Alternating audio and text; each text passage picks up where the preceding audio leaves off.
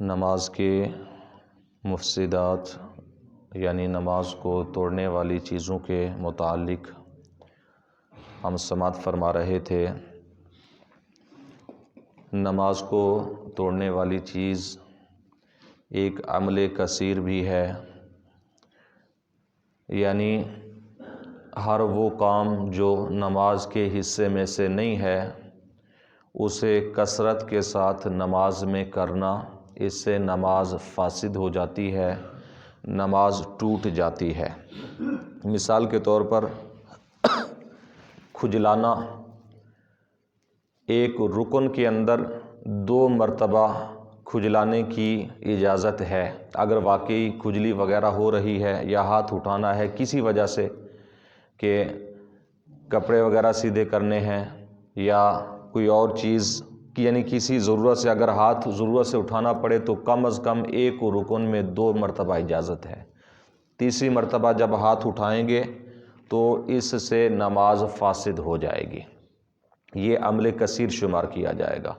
تو 2 مرتبہ ایک رکن کے اندر، مثال کے طور پر قیام ہے، یہ ایک علیحدہ رکن ہے، اس کے اندر 2 مرتبہ ضرورت کے تحت اجازت ہے۔ اسی طرح رکوع میں چلے گئے تو وہاں بھی ضرورت کے تحت 2 مرتبہ اجازت ہے۔ سجدے میں ہیں، قومے میں ہیں، جلسے میں ہیں، اتحیات میں بیٹھے ہیں، یہ علیحدہ علیحدہ ارکان ہیں۔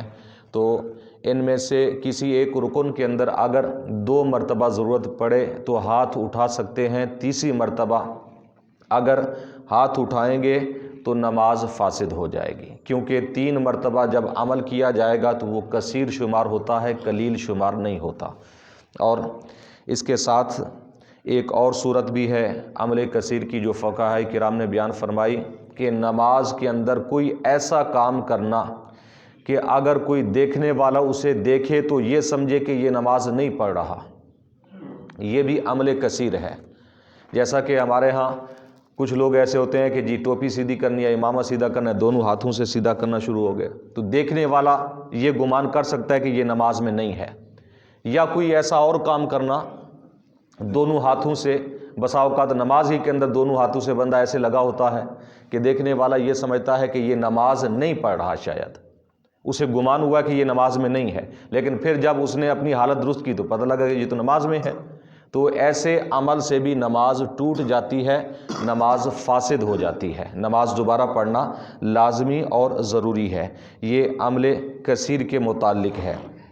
اور اس کے علاوہ قبلہ سے سینے کا پھر جانا، اس سے نماز ٹوٹ جاتی ہے۔ یعنی اگر کسی ضرورت کی بنا پر چہرہ پھر جائے تو نماز نہیں ٹوٹتی۔ نماز کے اندر قبلے سے چہرہ ادھر ادھر ہو جائے تھوڑا بہت تو اس میں کوئی حرج نہیں ہے، تو نماز نہیں ٹوٹتی۔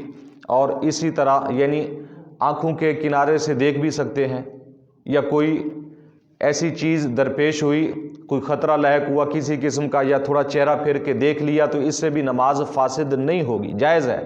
لیکن جب سینہ پھرے گا تو نماز ٹوٹ جائے گی۔ سینہ قبلہ سے جب پھر جائے گا تو اس سے نماز ٹوٹ جائے گی، سوائے ایک صورت کے کہ جب وضو ٹوٹ جائے نماز کے اندر اور وضو کرنے کے لیے دوبارہ جائے تو، یعنی اسے کہتے ہیں لاحق جب وضو کرنے کے لیے جائے تو اگر نماز کی بنا کرنا چاہتا ہے، دوبارہ سے وہیں سے آ کر پڑھنا چاہتا ہے، تو اگر چلا جاتا ہے تو اس سے سینے پھرنے سے نماز اس کی فاسد نہیں ہوگی، کیونکہ وضو کرنے کے لیے جا رہا ہے، یہاں پر اجازت ہے، یہ ایک صورت ہے۔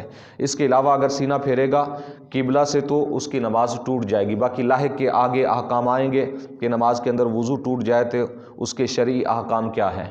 تو اس کے علاوہ نماز کے اندر بغیر ضرورت کے، بغیر کسی عذر کے کھانسنا، اس سے بھی نماز فاسد ہو جاتی ہے۔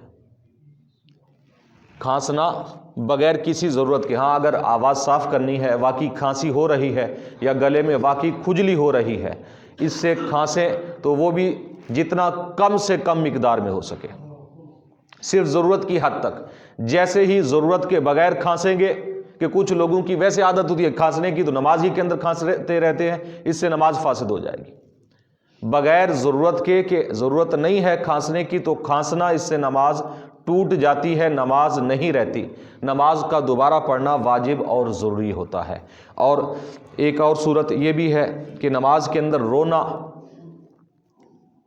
رونے سے نماز فاسد ہو جاتی ہے، سوائے ایک صورت کے کہ ایک صورت یہ ہے کہ اگر جنت کا تذکرہ ہو رہا تھا، قرآن مجید کی تلاوت ہو رہی تھی، اس میں جنت کا تذکرہ ہوا، جہنم کا تذکرہ ہوا، اللہ کے خوف سے یا جنت کی خواہش میں یا جہنم کے ڈر سے رو پڑا، تو اس سے نماز نہیں ٹوٹے گی۔